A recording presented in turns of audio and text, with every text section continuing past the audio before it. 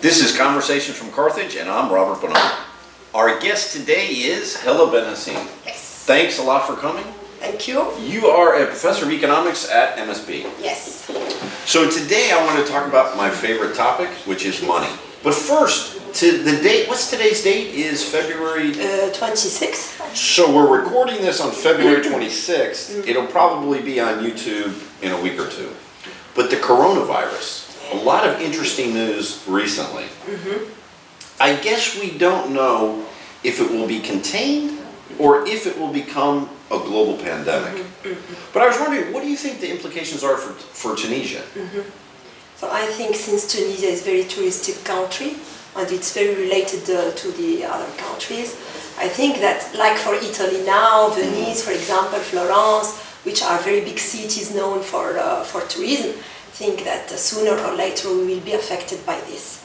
But even economically speaking, the chain values, the components that we are importing from China, for example, and that's why it will be affected even for the firms, for the imports, for the exports after the production. It was the case. I think I saw it. Yesterday. It was the case for many Italian and French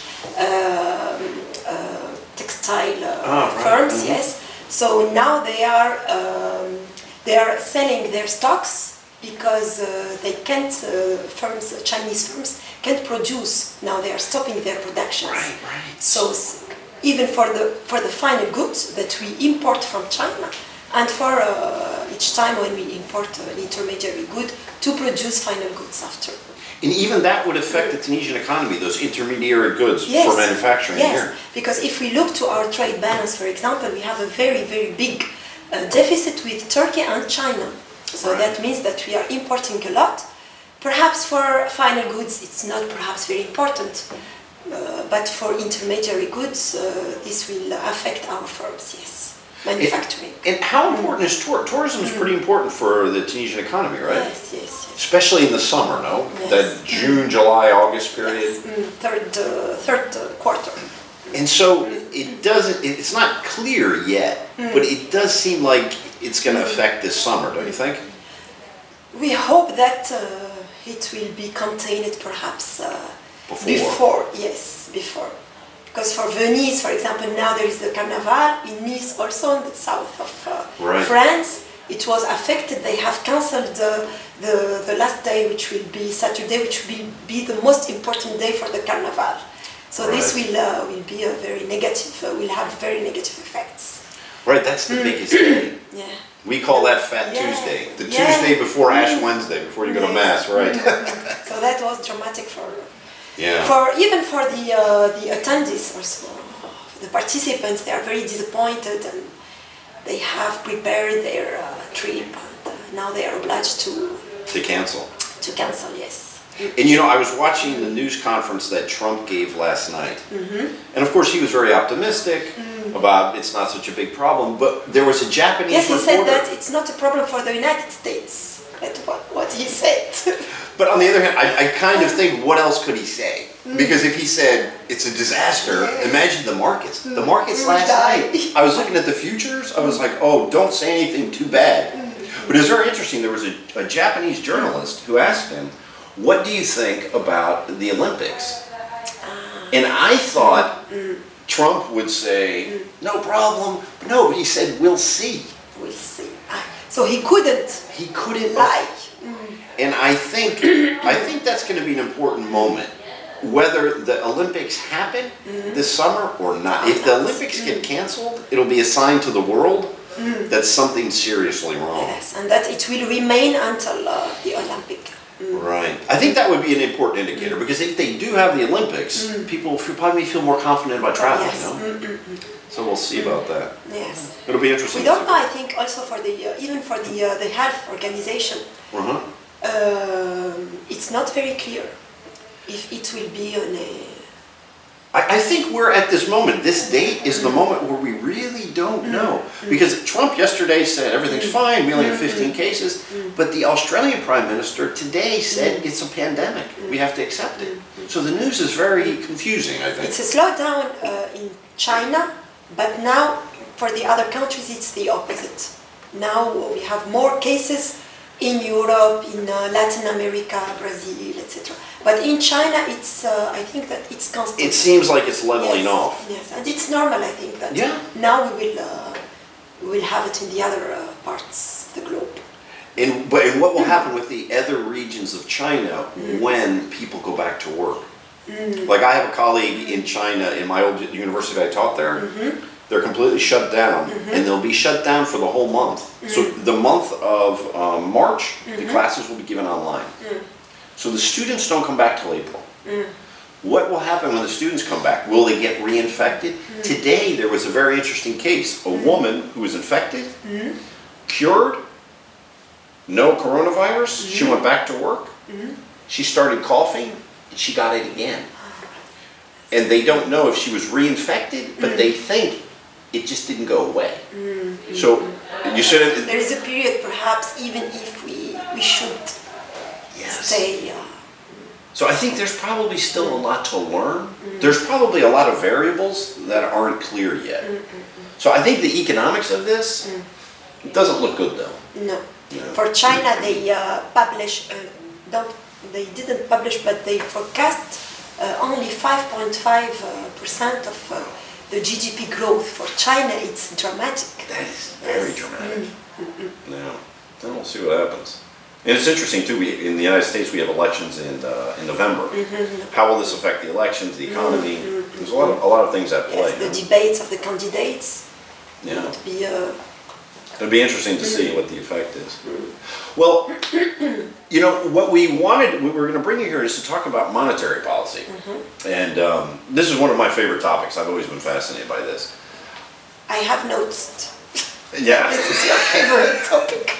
Yes, I've written on quite a bit. Because the first time I saw you, you said, oh, money, economics, MMT. Exactly. Yes. You know, so when I see meeting economists, I'm fascinated. What do you think about MMT? I saw it in your eyes.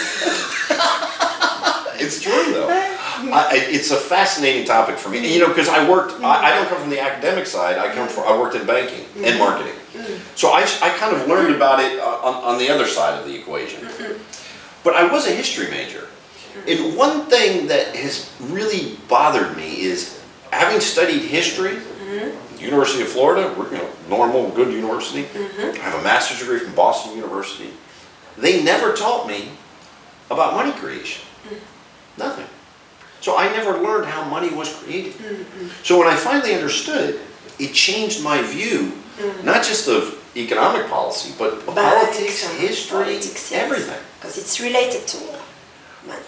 So, you know, we talked about this the other day, but what do you think? Do you think even in academia, are most people aware of the real process of money creation? No, I don't think so, no. Even business students, they are not, they discover things in the course of monetary microeconomics. And for some business classes, for management, for example, they don't have any course of money. Only money. Macroeconomics, perhaps, we can talk about money, but not a course of monetary economics. How money is created, what are the different policies of the central banks, and all the theories behind the money creation. Any course. It's fascinating. So how in a business school, where the focus is, let's face it, the focus is money, it's probably the most desired thing in the world. And people don't know how to create it. And most people can't define it. So let's start that. How as an economist, do you define money? Money. What is it? Yes, money it has many definitions, narrow definitions and other definitions. Even when we measure money, we have to put the definition behind this measure. It's very important. Know that it's first you define because there are many narrow definitions. forms, of money, like currency, deposits, because when we pay, we can use coins, notes, or check, card, debit card, not the credit card, because here we are using the money that we have in our deposits. So this is the definition, the narrow definition of money. And then we can add other forms of money that are less liquid than money. Because even this table is money, because we can transform it into money. It's an asset. Yes, no? It's solid. So we can add financial assets like we can add also mutual funds, which are monetary assets, and then we can add even financial assets. All right. Yes, so this is a large, broad definition It of is. money. Mm. But I guess for me at least, the definition that's always worked best is on a simple basis, it's a store of value. Yes. It's a place where you can store value. And I like to think of, when we talk about value, what we're really talking about is work. So it's a way to store work. And a lot of times when I've explained this, this example's helped. If you buy gold, people say gold is a great store of value. But why is gold a good store of value? Because it stores the work that it takes to mine it. You know what I mean? So it works, it's that work that's in the gold that you can transfer. This is a definition of values. Yes. Yes, how many hours of work did we put in this good? Yes, this is a Even like the interesting, table, yes. no? The table Even is for the table, stored of course. a value of, and it's really not the wood, it's the work of cutting the tree down and growing even the tree. the design, Yeah. and yes. All of that, the transport, it's all the kind of costs. in the table. No? But I think as educators, we both teach, it's something we need to think about as a way to really have the students understand if your goal is to make money, at least know what it is. No? So that brings us to another one of my favorite topics, which is MMT. MMT. I love MMT. I know. It helped me sort of understand monetary policy in a different way. And from different points of view, because Yes. it's very, very interesting to look to those who defend MMT and those who are against. And those who are against will compare MMT to the other schools of thought of economics, mainstream economics. And this is very important. This is very interesting to look at their different points of view. And sometimes they agree. Yes. There's even a quotation which was very funny. I read it, according to which the MMT, the new things are the correct things, the correct Thinking, things, the correct things or the correct notions. The correct are not new, and the new ones are not correct. That was funny. That's exactly it. Yes. You know, it was Larry Summers, I think, who said that. Or Yes. I think that he, Larry Summers wrote that op-ed in the New York Times that was attacked MMT on many different levels. And he attacked a lot of the people who promoted it. yeah. And it's interesting too, Larry Summers has always been very important in the Democratic Party. And now it looks like Bernie Sanders will win the nomination. Bernie Sanders' economic advisors are all complete followers of MMT. Yeah. Since the elections of 2016. 2016, yes. Yeah. So, you know, I guess one of the key aspects of MMT is high-powered money. Yes. So, when we think of high-powered money, it's the highest form of money, and in the sense that when commercial banks create money, that money can be destroyed when it's paid. So it's almost, when it's created, you see its demise in 5 years, whenever the loan is paid off. But high-powered money doesn't necessarily have to be eliminated, and those are our deficits, right? So it carries a lot more weight. Now, I guess MMT is more from the United States and Australia, but what about the ideas of MMT for Tunisia? Are there any places where you think it could really work? I don't think so. You don't think so? I don't think, not only for Tunisia, but even for the other emerging countries. Because first of all, we should have a very, very low inflation rate. Inflation shouldn't be an issue or a problem for the country. Because even if we can use MMT, we can use MMT, even we can use other policies to offset the creation of inflation by MMT. But this is for countries with very low inflation rates, like the United States, like the Eurozone, between 1 and 2%. But for countries like, and more very credible, countries trust them, they trust the American dollar, the euro, and even for the policy, the exchange policy, the regime, the exchange regime which is floating. But for the other countries, they are very constrained by the other, especially for their exchange regime. For we are not free to manage our exchange regime, to manage our currency. We are free to print money, to print dinars, or we are sovereign, but we can't do Yeah, much. that's such an important issue, is that having the reserve currency, even having euros, yen, it's a much easier path. Yes. But what about projects that had no need for foreign reserves? Yes. There must be some Local ones. Yeah, local Yes. projects that there's not at least not an important need for. Do you think it's possible there? Yes, I think that since inflation doesn't come from an excess of demand, if we have enough equipment, enough labor, enough inputs to produce and to follow the demand from MMT, it can work. It can work, yes. Because I think that the most important issue, the most important criticism of MMT is inflation. Yeah. So if we manage to use it without creating inflation, we can. And the advocates of MMT say that inflation is not only the result of an excess of demand, it can be the result of other factors. Yeah. Like speculation, for example, on commodities, on houses, like monopolies, for example, like... How important is the exchange rate to inflation? Does it cause a lot of inflation? Yes, it caused a lot of inflation in Tunisia, for example.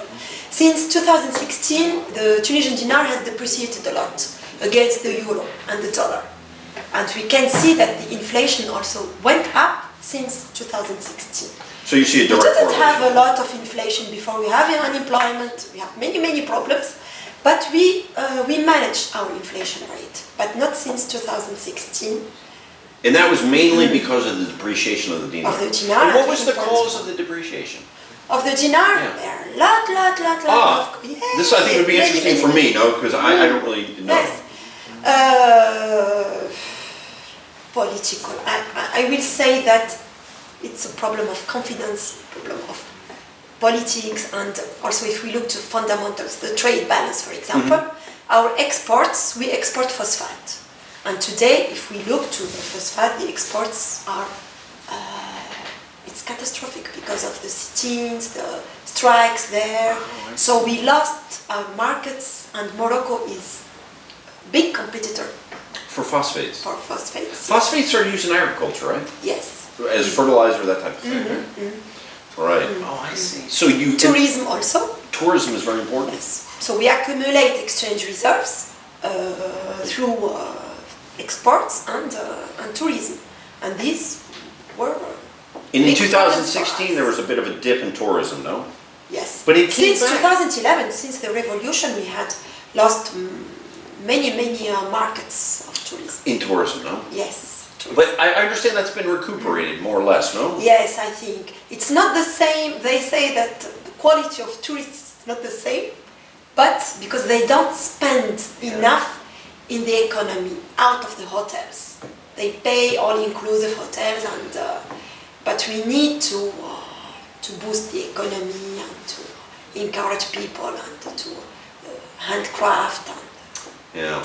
It's interesting how in Morocco with Marrakesh, Yes. they created a tourism that was very elite, Yes. very expensive, and when people go to Marrakesh, they spend a lot of A money. lot of money, and they can even buy houses there. Yeah. According to our law, it's forbidden for foreign to buy houses in Tunisia. Oh, so for example, we can't- somebody who's French couldn't buy an apartment in Hammamet? No. Oh, right. That would be a big boom to the real estate market, no? They wanted to change the law, but Tunisian, they feared the fact that prices will go up. Oh, that's true. And since after the revolution, we can't. We are very careful. We hear the people, the needs of the people, what they want. We don't want to hurt them. So we try to make a trade-off between our economic. No, but I think it's good. Well, it's a good thing.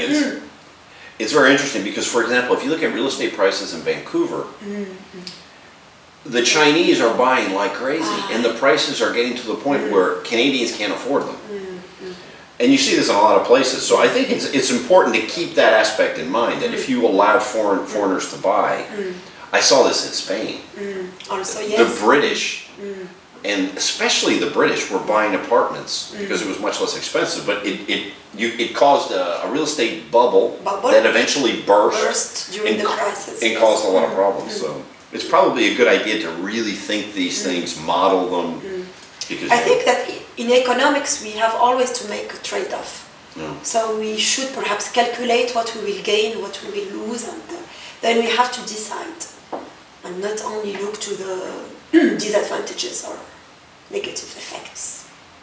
Now, going back a little bit to MMT, when we talk about MMT, a lot of people have connected MMT with, for example, free education, free healthcare, where the funding of the healthcare system could be funded by the government printing money, and healthcare is an asset. So you could print the money, pay for it, you have the asset, and considering the inflation in healthcare in the United States as it is, I don't see how MMT would cause more inflation in the healthcare sector. Because if we, for example, for the Medicare or something which looks like the Medicare, for example, in Tunisia we don't have a very perhaps solid public health sector. So we go to the private doctors, to the private hospitals, and this is included in our costs, in the cost. So this can increase the inflation because we will consume private goods and not public ones. So same thing for the public sector, public transport, public education. So because if we look to the components of the inflation, we have health, insurance, education, transport, and if we spend a lot in private, which costs a lot in comparison to the public, this can lead to inflation. So that's a fascinating point. So let's just go back to healthcare for a second. Like you said, many people are going to the private sector, which will raise the prices in the private sector. What about an MMT program that refurbished the public sector?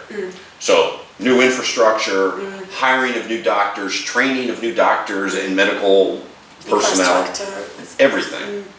That could actually be deflationary in the healthcare sector, and it would give people better healthcare, which would help the economy. So you could have an MMT working, say, in healthcare and education, that could actually be deflationary. And if we look to the propositions from Bernie Sanders, it's to finance these types of projects. The Green New Deal. The Green New Deal. Yes, the Green New Deal. Exactly. Medicare, also tax cut for the middle class. Yes. So all these are deflationary. In a sense, they are, no? Yes.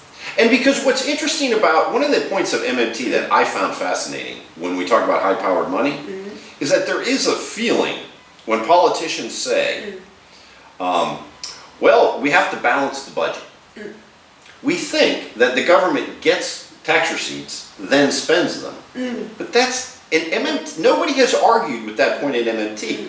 Governments create money in their accounts at the Fed and pay their invoices. Then they collect the taxes and try to balance them. And then, of course, there's bond issuance to try, but the bond issuance is really focused on monetary policy. You know, one of the most convincing arguments from MMT was, I was listening to one of the founders of MMT. They asked him, what would you have done in 2008 during the financial crisis? And he was suspend the payroll tax. Just suspend it. in an extraordinarily deflationary moment, you don't need to balance the budget. But this is the important question. If we have a deflationary moment, and you just reduce taxes to a very low level, so there's an enormous deficit, why do we carry that deficit over to the next year? Why not just eliminate it? Do you see what I mean? But we don't do that. We carry that deficit. So if you look at the federal deficit, I think is 20 trillion. Why don't, there's one politician who says we should just print a coin. Because the Federal Reserve owns 5 trillion of that. The Treasury could print a $5 trillion coin, send it to the Fed, and there goes 5 trillion of the debt. Then they could print a few trillion, send it to the Chinese and the Russians and say, we're even. Would there be any harm in that? For the United States, I think that it can work. If people get their money? Yes. As long as everybody's paid. I think the important point is that everybody gets paid. And the currency doesn't lose too much value. If it loses a little value, if there's a little bit of inflation but there's no debt. No? But because it's dollar, it's the American dollar also. That's very important also. But what about MMT focused on foreign aid? So imagine a foreign aid project, for example, renewable energy in Tunisia. So you could use MMT created dollars for the purchase of, say, solar panels from China. And you could use dinars for labor unemployed. So the part of the labor force that was not used was in dinars. And then you could create projects, for example, sustainable energy. And all of that money is creating an asset that actually gives you a return. You know, it could give the government future revenue. It will be good for the planet, and for the whole world. You see what I mean? So it seems like there's a lot of resources that we're not using. Not used, yes. That we could use. But on the other hand, what are the dangers? The dangers are politicians being able to write themselves checks. I think that's one of the fears, is the fear of corruption. So that's why it depends on the countries also, the credibility of the country, the institutions, the quality of the institutions, the regime, dictators, democracy. But I think civil society also. But I think we're in a moment now where people have lost a lot of confidence in democracy. There was a time when you said Western democracy and everyone was like, oh, this is wonderful. I think now you see this with the election of Donald Trump. If you like him, if you don't, there's a feeling that the mainstream ideas are not holding up. You see this with Brexit. You see it in France.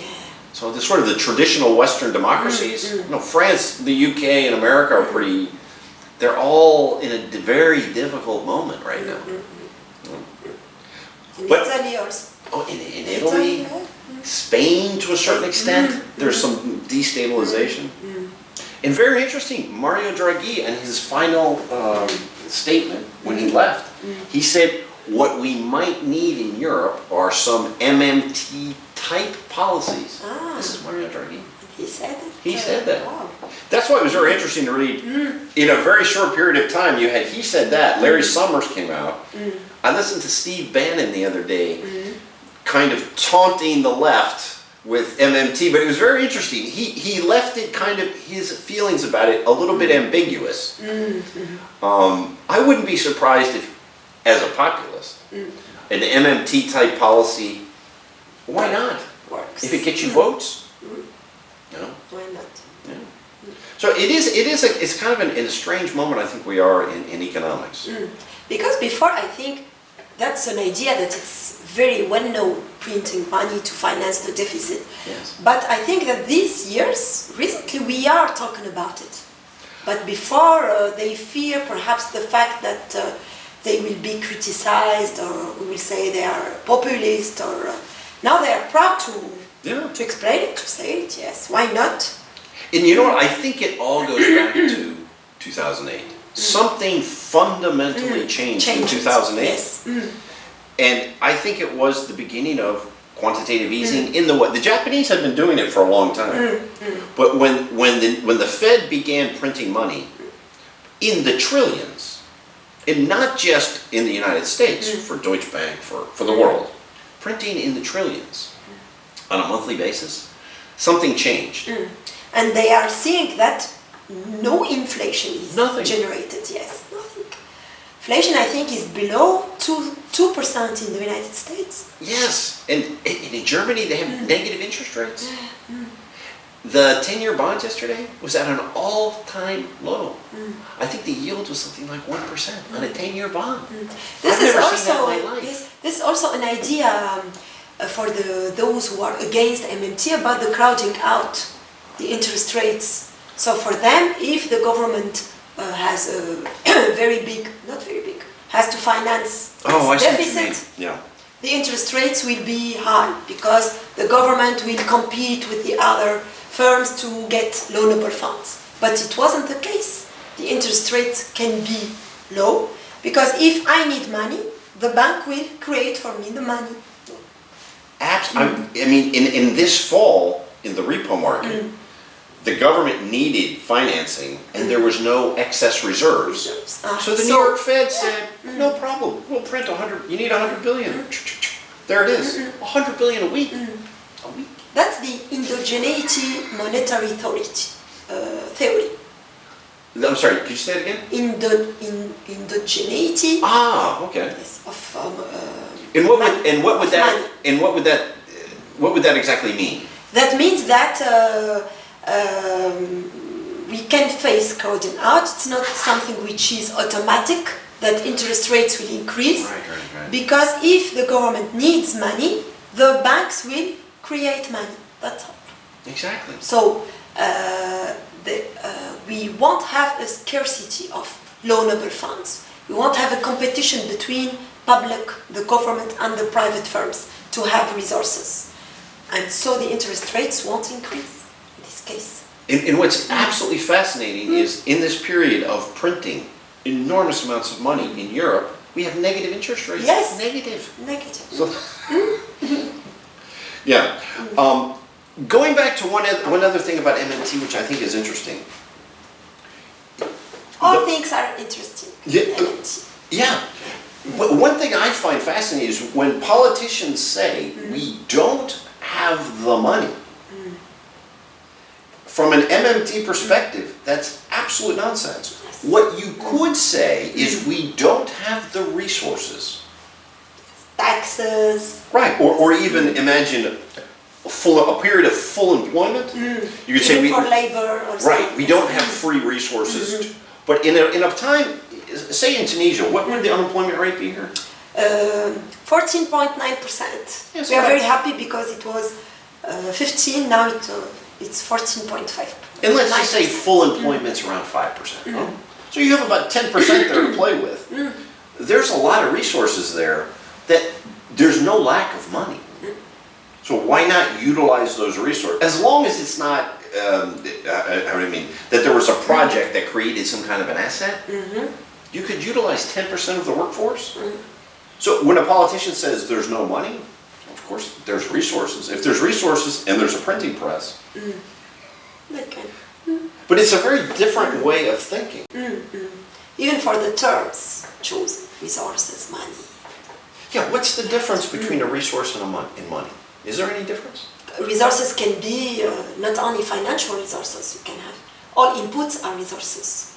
Human resources, Yeah. for example, labor, for labor.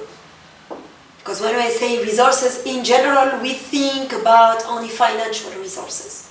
But it's not always the case. We produce from all types of resources, physical, human, financial. Now, what about, if we look at the political implications of this, one of the, I suppose, the powers of a government is its ability to impose taxes. And that ability to impose a tax really brings it a lot of authority. But with MMT, how important are taxes? For example, do we really need an income tax with MMT? Could you eliminate the income tax and just use a straight VAT tax? But there are political implications there because the authority of the government to impose taxes. But if we say, instead of having the bank create money, why don't we just have the central bank or the government create money and spend it? It changes the way people look at the government. No? But I think that for some advocates of MMT, they say that we should keep taxes because taxes can decrease the inflation. Right. So as a form of monetary policy. Yes. So we should keep them. But you could keep, say, a VAT tax that you could vary the VAT tax every 6 months or something, and bond issuance because we need bonds. Yes, we need both. Yes. The financial markets need bonds, so we need to issue bonds, and we could have, say, a VAT tax. Maybe one tax that's talked about that I think makes a lot of sense is a speculation tax. So a tax on financial speculation, futures markets, options markets, things like that. No. Because if you look at, like, say, our futures contract, until you take possession, you don't pay any taxes.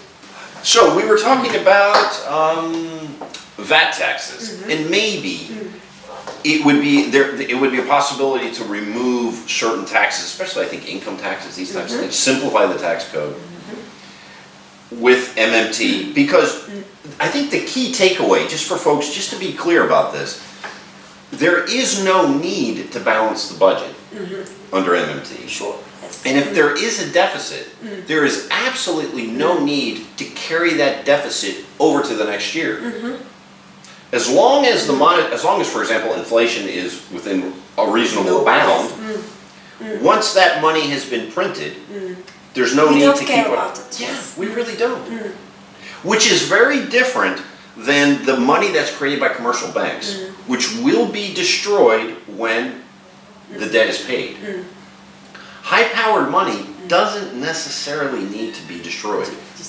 And I think that's an important point. Because I wanted to bring it back to the bond crisis, 2011 bond crisis. I wrote a lot about that, and I remember I was very interested in it. And there was a very interesting concept here. Nobody asked, whose money was this? Where did the money come to buy for, let's say, the Greek bonds or the Irish bonds? Whose money was this? I think there was a sense that this was pensioners' money, investors' money. Institutional. Exactly, or depositors in banks. So people who had deposited money in a bank, that money wound up in a bond. But that's not how banking works. The banks created those assets against, it would be the credit against the debit of the bond, and the money was created, sent to Greece, not looking too much at risk. And when the Greeks couldn't pay, the bank said, the taxpayers have to pay us. Now the central bank could just as easily have eliminated both sides of that ledger and wrote it off. But no, they imposed austerity on economies that were in terrible shape. The Spanish economy, the Irish economy, the Greek economy. Pigs. Yeah, the pigs, yeah. No, it's funny because I have Irish family, and we spent. And they felt. Well, yeah, and there was a sensation that it took us 1,000 years to get rid of the British, and then the Germans come in and take over the whole country. You know what I mean? That it was a different sort of invasion, no? But but that idea that money had to be paid back was that. This is my feeling that this was not so much economics as dogma. Because if all of a sudden they said, well, we really don't have to pay it back, we can just, it's a ledger entry, we'll eliminate it for this time. People will begin to think, well, what about next time? What about my mortgage? Where's the money from think about that, how many people understand where the money from their mortgage comes from? Do you think most people understand that? No, I don't think so. No. I mean, your typical, even college professor. I actually had a conversation with somebody who worked at a central bank, kind of. Tunisia? I'd rather not say. And we had this conversation, and I said, you know, the money from the mortgage is created in the moment, and that deposit is created. and they disagreed with me. They thought that the bank had lent them somebody else's deposit. And that doesn't happen. So I think the more people begin to understand how commercial banks work, Yes, they will change there. but there's a possibility of social instability. Because imagine if taxpayers say, well, why don't you just print the money and pay it, and I'm not going to pay my mortgage because you printed the money up. Yes, No? that's logical. But it's They a can, little, yes. it's a little dangerous, no? If I have to pay back my mortgage, working for 30 years, to pay back what the bank did in about 10 seconds, or less. So I do this, go work for 30 years. I think if people begin to make this association, I mean, what do you think some of the social implications of this could be? And especially in countries where there are already social problems. Yeah. Yes, I think. Or facing austerity, or in Yes. these places perhaps, yes. People would be a little bit, no. It's already the case. People hate banks already. So sometimes when I say that my husband is banker, they Yeah, and I think that's unfortunate because honestly, I've spoken to bankers who don't understand this. They don't actually understand how the bank works. When I worked in banking, in the marketing side, I would have this discussion with people and they would say, oh, no, they never explained this part to me. Because to me, the economics didn't make sense. How could we have such a high acquisition cost for a loan? There was no margin in it. And that's what got me thinking that what the traditional explanation of banking is. But I think we should say this form of banking, of creating money for a new project, there's nothing wrong with it. Especially if the project creates an asset. Yes. It will If the create wealth. If it creates wealth, it's a wonderful system. I mean, look at Germany. Small business is financed this way, and the bank is creating money, but the other side, there's a new asset. The problem is when it's used to buy existing assets. That's when you get the part that doesn't seem so. It almost seems more speculation. You know? Like houses or like Stocks. like bonds or stocks or yes. I think that's the part that gets people angry. That was, I think, that generated the financial crisis in Indonesia. I think that was the What was the cause? the cause is that people had many loans from banks to buy houses and to invest in the stock exchange market. Exactly. Yes. So that was the case specifically in Indonesia. And that's when you get bubbles. Yes, bubbles and then the bubbles. Right. First. But I don't see anything immoral in that type of banking. It's actually very productive. But the bank has to manage risk, and the project has to create. I think it's important that the project creates a new asset. Yes. But that works for everybody. It's like when we borrow. Yeah. There's nothing wrong. We borrow to create wealth, and then we will pay back using the wealth created. Exactly. And that model, I think, is fine. I think it's when it gets to extremes that people find it unsavory, that you see all of this money being created going straight to the stock market, and it's benefiting only to and this is when you're getting this sense of inequality. inequality. But it's not always the case. And it doesn't have to be. It doesn't have to be at all. Especially, I think, if banks focus on small business. If banks are willing to loan to small businesses, which It's create social economics Exactly. now, yes. Solidarity. no, in small, I think Regional also development. In Yeah. some regions, we focus on some regions where there are many opportunities to produce new things, unemployed, unused resources. Exactly. And just before we finish, I just wanted to look at where do you think there's an opportunity to use these types of policies in Tunisia? What would be a real, Types of policy an easy place to implement this? I think for Tunisia, since the inflation rate is too high, I think that it will be very difficult to. Very difficult. No? Yes, not only for Tunisia, but even for the emerging countries in general, developing countries, because inflation is quite high. So first the objective would be bring the inflation rate down to Yes, say so under inflation 5%. won't be a problem at all. Under 3%, something Yes. like that. Have also a very independent and floating exchange regime also, because it's very related to currency. Sure. And then we can talk about MMT. I think for the United States, for the euro, it will be perfect. Right, For right. Japan also. And that would be very important in the exchange rate. If you began an MMT policy, it would immediately affect the exchange rate, probably in a negative sense. Yeah. Just the talk of it. Yes, confidence. Right, Lose right. confidence. Sure. That's perhaps the risk, yes. Excellent. Well, thank you very much for coming on. Welcome. It was a pleasure. Excellent. We'll have to have you on again sometime. Okay, Excellent. Thank you very that's much. good. So this is Robert Bonomo for Conversation from Carthage.